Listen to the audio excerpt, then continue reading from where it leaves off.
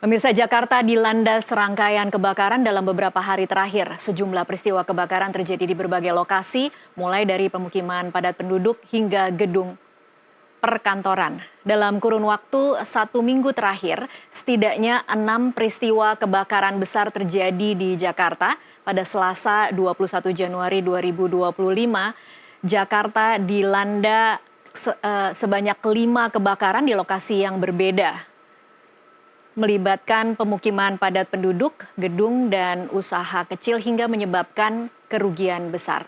Apa penyebab tingginya angka kebakaran ini dan seperti apa upaya pencegahannya? Untuk membahasnya bersama kami di studio sudah hadir Kepala Bidang Pencegahan Kebakaran Gulkarmat Budi Haryono. Selamat sore Pak Budi. Selamat sore, Mbak. Terima kasih sudah hadir di studio kami. Dan bergabung bersama kami melalui sambungan Zoom, Muhammad Yohan, Kepala Pusat Data dan Informasi BPBD Jakarta. Selamat sore, Pak Yohan. Selamat sore, apakah suara saya terdengar jelas? Terdengar jelas, Pak Yohan. Baik, sebelum kita mulai perbincangan ini, kita akan sama-sama menyimak informasi berikut ini.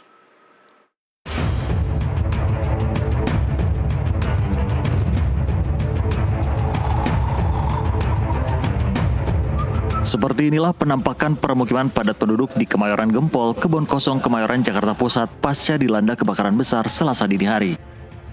Ratusan rumah permanen dan semi permanen hampir rata dengan tanah akibat ganasnya kobaran api. Data dari pihak pemerintah Kota Jakarta Pusat menyebut sebanyak 543 rumah yang dihuni lebih dari 1.700 jiwa telah hangus terbakar. Api dengan cepat menjalar membuat warga tak mampu menyelamatkan harta benda mereka. Sementara itu, para korban yang kehilangan tempat tinggalnya mengungsi sementara di Mapolres Metro Jakarta Pusat. Para ibu dan anak mengungsi di halaman Polres Metro Jakarta Pusat, sementara pria dewasa ditempatkan di tenda darurat. Meski belum diketahui pasti penyebab kebakaran, namun salah seorang warga menduga adanya unsur kesengajaan karena melihat 2 pria tak dikenal masuk ke permukiman, membawa jerigen bensin sebelum api berkobar. Itu yang bakar itu ada 2 orang, yang satu naik motor, yang satu bakar. Apa ngelihat dia? Saya ngelihat, saya beli bakso, jadi saya ngelihat dia bawa bensin. Kirain saya warga situ jualan bensin. Di gang mana, Bang? Gang sebelah sono, Pak. Gang RT berapa? RT 1. Keterangan tersebut pun dibantah oleh Kapolres Metro Jakarta Pusat, Kombes Pol Susatyo Purnomo Condro. Menurutnya dugaan sementara api berasal dari hubungan arus pendek listrik di salah satu rumah. Berdasarkan saksi mata ya, saksi mata memang ada satu rumah yang terlihat kepulan asap, kemungkinan nanti adalah konsleting listrik, namun nanti kita akan dalami lagi ya, terkait nanti selesai semua pendinginan maka tim dari olah TKP dan forensik kebakaran akan hadir di lokasi. Kalau dugaan dibakar sama Saat ini berdasarkan saksi mata, berada dari salah satu rumah warga, nanti kami akan melaksanakan penyelidikan bersama tim dari forensik terkait dengan kebakaran. Polisi masih melakukan penyelidikan mendalam guna mengungkap penyebab pasti kebakaran. Sementara warga pun harus bertahan di sejumlah lokasi pengungsian sementara. Dari Jakarta, Muhammad Ridwan, jurnalis NTV melaporkan. Ya, pemirsa, langsung saja kita mulai diskusi pada sore hari ini. Saya ke Pak Yohan terlebih dahulu untuk mengetahui data dan statistik. Pak Yohan, kita baru memasuki minggu ketiga di bulan Januari 2025, tapi sudah begitu banyak kebakaran yang terjadi di DKI Jakarta. Dari BPBD sendiri mencatat berapa banyak kebakaran yang terjadi di Jakarta dan berapa jumlah korbannya, Pak Yohan? Ya, untuk yang terakhir ini di Kemayoran ya, korbannya ada 1.750 penyintas. Kemudian bangunan yang kebakar itu ada sekitar 543 bangunan. Ini kebakaran cukup besar ya, karena satu RW ini, RW 4 ini dari RT 1 sampai RT 11 terdampak semua ya. Dan kami sudah melakukan langkah-langkah persiapan dan segala macamnya, evakuasi dan lain-lain ya. Dari kemarin sudah ada sekitar 10 tenda di lokasi, itu bukan hanya tenda BPBD tapi ada tenda dari dinas sosial juga yang lainnya ya. Kemudian pada saat kemarin pun kami mencatat bukan hanya kebakaran di Gempol saja ya, tapi ada juga kebakaran di Mangga Dua Selatan. Ada Juga 5 kebakaran malam. terjadi dalam satu hari, benar tidak Pak Yohan? Betul, iya, karena saya juga tadi malam itu saya keliling ke 3 lokasi ya, ke 3 lokasi. Memang ini cukup memprihatinkan ya peristiwa kebakaran yang terjadi ini. Dan pencegahan sudah banyak dilakukan. Halo Pak Yohan. Bersama dengan Disput Karmat. Iya, Pak Yohan, Ya. mohon maaf audionya agak sedikit jauh, mungkin bisa tolong diperbaiki dulu. Apakah mungkin sambungan Bluetooth-nya yang harus dilepas mungkin Pak Yohan supaya suaranya lebih jelas? Saya akan kasih kesempatan Pak Yohan untuk memperbaiki audio dulu. Mungkin saya ke Pak Budi terlebih dahulu ya, Pak Yohan. Pak Budi, ini kalau melihat, ini kan kita terasa sekali ya sebagai warga Jakarta, tiap hari ada berita kebakaran dan terjadinya bertubi-tubi, dan kemarin paling banyak mungkin ya terjadi 5 kebakaran, sampai kita juga di media sendiri tidak bisa mencatat sebenarnya ada berapa kebakaran yang terjadi dalam 3 minggu ini dan berapa jumlah total korbannya. Nah, kalau dari Gul Karmat, mencatatnya ada tidak sih pola atau tren tertentu yang bisa diambil dari kebakaran-kebakaran ini, Pak? Mungkin dari sisi lokasi atau waktu terjadinya? Baik, jadi memang kalau di Jakarta ada 3 bencana ya. Yang pertama tuh banjir, kemudian kebakaran, dan mungkin ada gempa. Pembedanya, kalau banjir kita bisa prediksi pertama waktunya, karena biasanya banjir terjadi saat musim hujan. Kemudian juga lokasinya, karena dia biasanya terjadi pada lokasi-lokasi yang ada cekungan atau mungkin dekat dengan aliran sungai atau dekat laut kalau ada rob itu ya. Sudah terpetakan berarti kalau banjir? Kalau gempa juga bisa. Biasanya kalau gempa Jakarta kita ada dampaknya karena memang kan gempa itu biasanya berasal dari gerakan lempengan atau dari Gunung Merapi. Nah kalau kita biasanya ada lempengan yang di Banten itu ya. Yeah. Tapi tidak dengan kebakaran.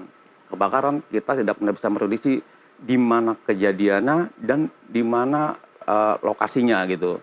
Waktu dan lokasi kita nggak akan tahu. Nah itu masalah kebakaran. Dia bisa terjadi pada gedung-gedung tinggi, dia juga bisa terjadi pada bangunan padat hunian, atau pada rumah mewah. Jadi tidak ada pola yang tidak bisa ada pola. Kemudian diambil. Dia bisa ya? terjadi saat musim hujan, iya. Banjir pun bisa kebakaran. Nah itu banyak kebakaran. Makanya memang kebakaran suatu hal yang perlu diwaspadai oleh warga Jakarta dalam hal ini. Oke, kalau dari yang terjadi belakangan ini, terjadi dalam 3 minggu pertama ini, apa yang kemudian evaluasi yang bisa dicatat oleh Gul Karmat? Ya, jadi kalau untuk yang di daerah Pangandaran Jakarta yang cukup besar ya, kemudian juga di Kemayoran, beberapa tempat, memang itu perlu juga kewaspadaan warga Jakarta terutama karena memang akan banyak pertanyaan misalnya kenapa kok kalau di seperti Kemayoran yang daerahnya padat hunian itu kebakaran cenderung besar.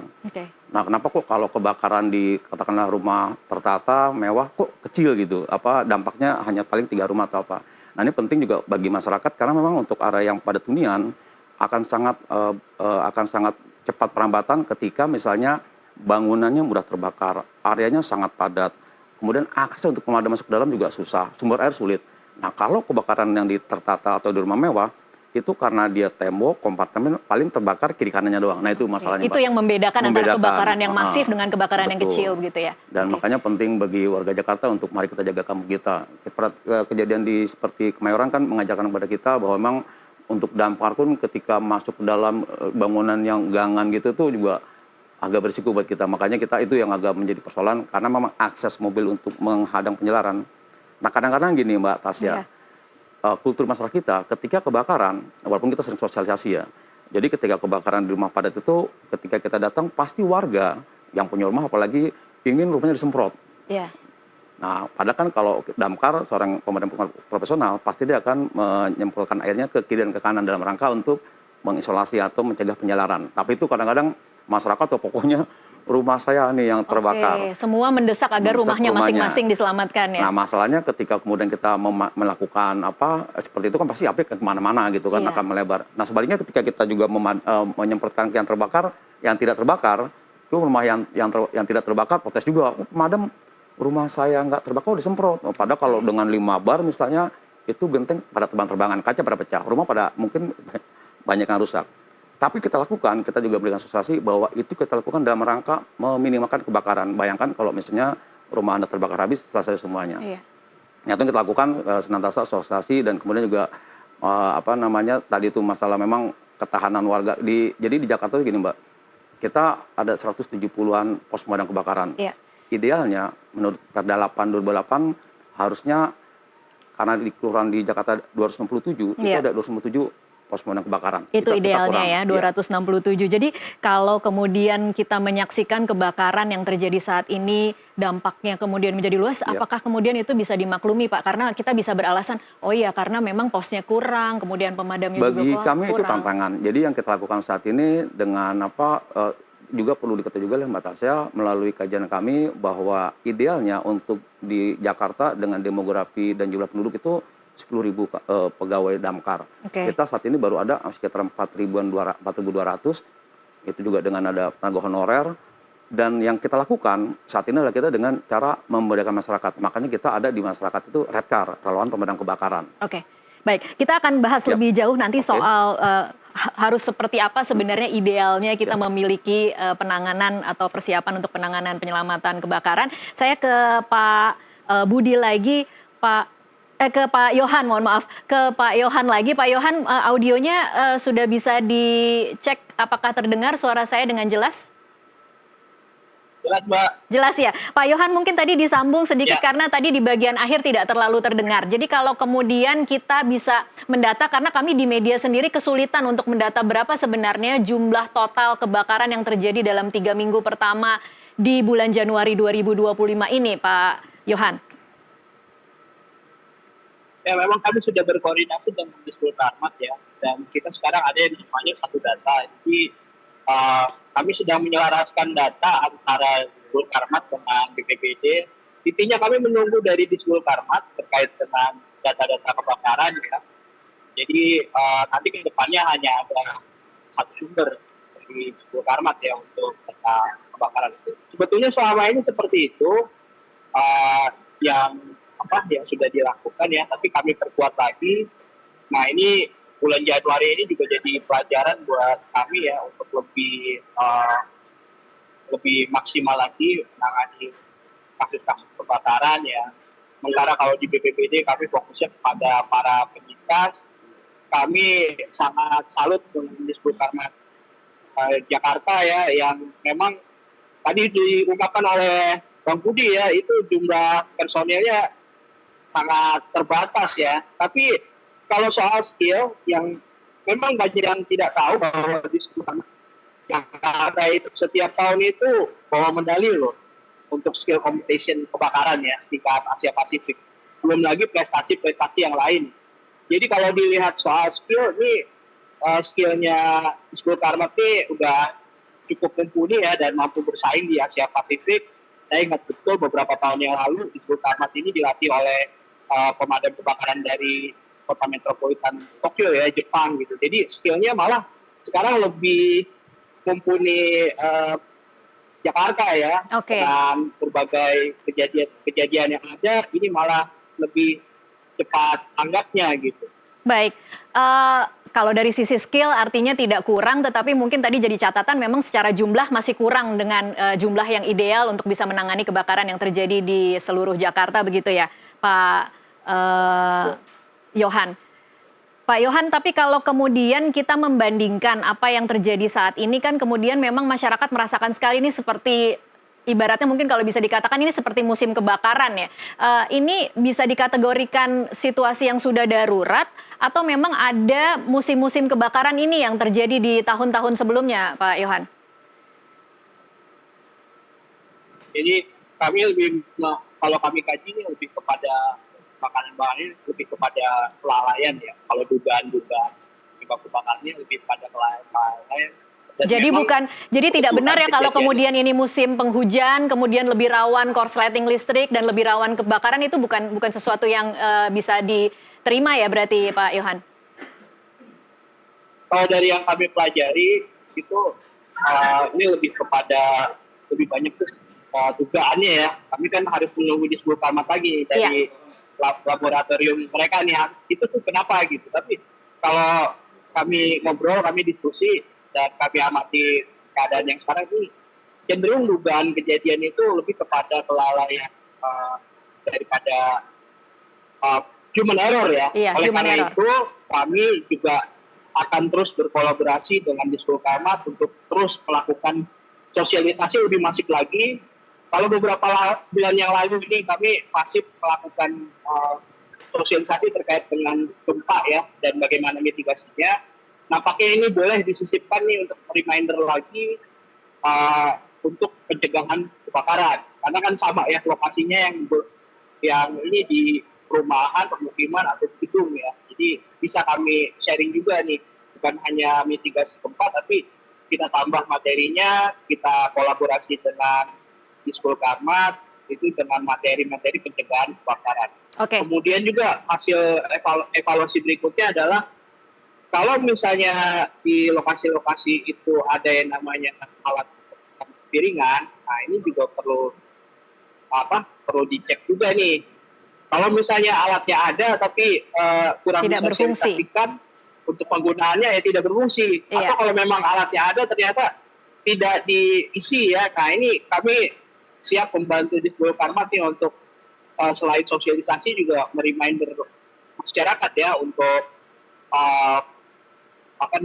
kesiapsiagaan sarana prasarana buat pemadaman api ini. Dan saya juga tahu kendalanya di lapangan yang tadi Pak Budi sampaikan. Tadi saya juga sudah menyampaikan kenapa saya menyampaikan bahwa skill damkar Jakarta ini sudah sangat mumpuni ya. Tapi kalau bahasa Sundanya riweuh juga kalau warganya chaos ya. Oh rumah saya dulu ya sempat, rumah saya kan ini situasi panik ya. Iya. Jadi itulah salah satu kesulitan yang dialami oleh Diskul Karmat. Belum lagi memindahkan parkir liar dari warga itu sendiri, baik itu pakai motor, pakai mobil. Itu kesulitan. Seperti semalam saya keliling itu juga, waduh kita susah mau mencapai lokasi yang di Mangga 2 itu ya, karena banyak sekali parkir motor di sepanjang jalan. Saya kebayang ini gimana ya tadi damkar padaminnya ya, Baik. mobilnya masuk itu bagaimana ya, kita Iya, aja mungkin- yang sudah selesai aja susah. Iya, mungkin harus jadi catatan, harus ada sosialisasi ketika kebakaran ya, bagaimana damkar atau bagaimana petugas pemadam kebakaran itu akan memadamkan api supaya kemudian masyarakat bisa sadar bahwa begitulah caranya, begitu kira-kira ya Pak Yohan. Baik, Mungkin begitu ya. iya, kita akan break dulu sejenak, pemirsa kita akan lanjutkan NTV Prime sesaat lagi usai jeda berikut.